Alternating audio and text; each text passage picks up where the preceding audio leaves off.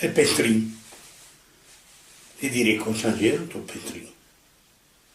E il Pestrin era il latariolo. Quello che vendeva a te, panna e formaggio. E era il Pestrin. Chiamava Pestrin perché? Perché faceva anche il burro. Ai epoche che fu. Perché pescava il latte. E dal latte viene fuori il burro. Quello era il Pestrin. Botteghe a Venezia di Pestrin ne c'è più decise. A Venezia esiste CAE del Pestrin, Ponte del Pestrin, Campiero del Pestrin. E tutte quante botteghe di Atariol. Che una volta le botteghe di Atariol veniva a fornire dai Campaltini, che veniva da Campalto.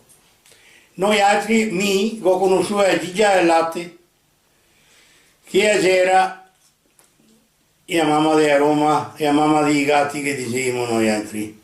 E veniva da Campalto e alla poppa il suo figlio da prova, Ottavio, e invocava il santo e portava i bidoni del latte allora.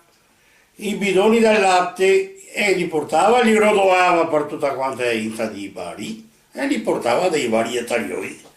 Che ai Bari che ne esisteva due, e a Nene del latte e Nino, Sonnino, e Gerardo, e a Tarioi.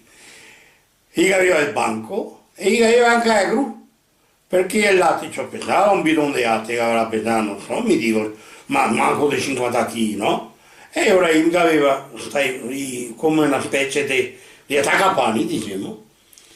E io mettevo sopra il coso e lui lo tirava su e io mettevo sopra il banco col suo rubinetto e la gente andava a togliere il litro del latte, il mezzo litro, ma non dava quelle bottiglie, no.